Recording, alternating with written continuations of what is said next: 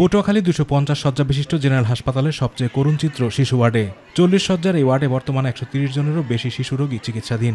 একটি শয্যায় 3 থেকে 4 জন শিশুকে রেখে দেয়া হচ্ছে চিকিৎসা। অনেক শিশুকে শয্যা না পেয়ে তাদের বারান্দা বা চলাচলের পথের মেঝেতে বিছানা পেতে দেয়া হচ্ছে চিকিৎসা সেবা। এতে শিশুদের স্বাস্থ্য ঝুঁকি আরও বাড়ছে।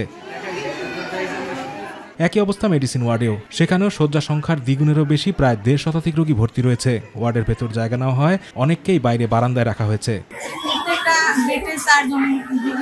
আমার বাচ্চা অসুস্থ, আমি নিয়ে আসছি।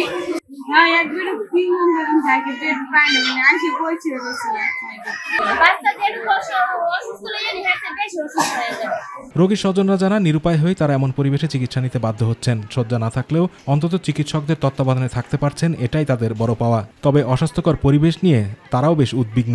একটা বেডে 4 জন রোগী থাকার পর 4টে বাচ্চার সাথে 4টে মা থাকে, তাহলে বসার জায়গাই তো নাই। আমরা তো রোগী, কিন্তু আমরা বারান্দা থেকে অস্বাভাবিক যথেষ্ট গরম আমরা থাকতে পারি। এক বেডে 2-3 জন রোগী দিয়ে আমরা সেবা দিচ্ছি। এতে তো রোগীর কষ্ট হয়, আমাদের সেবা দিতে কষ্ট হচ্ছে। হাসপাতাল কর্তৃপক্ষ জানিয়েছে, ডায়রিয়া, নিউমোনিয়া ও ডেঙ্গু রোগীর সংখ্যা হঠাৎ করেই অনেক বেড়ে গেছে। সীমিত জনবল ও অবকাঠামো নিয়ে এই বিপুল সংখ্যক রোগীর চিকিৎসা সেবা দেয়া তাদের জন্য একটি বড় চ্যালেঞ্জ হয়ে দাঁড়িয়েছে। প্রতিটা বেডে 3 জন 4 জন করে আমরা রোগী রাখছি।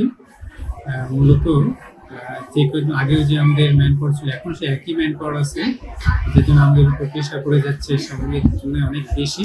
হাসপাতালের তত্ত্বাবধায়ক জানান, পরিস্থিতি অত্যন্ত সংকটজনক। রোগীর চাপ সামাল দিতে এবং মানসম্মত চিকিৎসা নিশ্চিত করতে জরুরি ভিত্তিতে শয্যা সংখ্যা বৃদ্ধি এবং অতিরিক্ত জনবল নিয়োগ প্রয়োজন। এই 250 বেডের সাথে আমাদের নতুন 250 বেড যোগ করতে পারি, মানে সাময়িকভাবে হলেও কিছুটা শয্যা সংখ্যা বৃদ্ধির কারণে যে শিশু ওয়ার্ড বা মেডিসিন ওয়ার্ডে যেখানে অনেক বেশি মানে 2-3 রোগী, এটা মানে কিছুটা হলেও আমরা সংকট মোকাবেলা করতে পারি। আতিকুর রহমান তিতাস, মাই টিভি।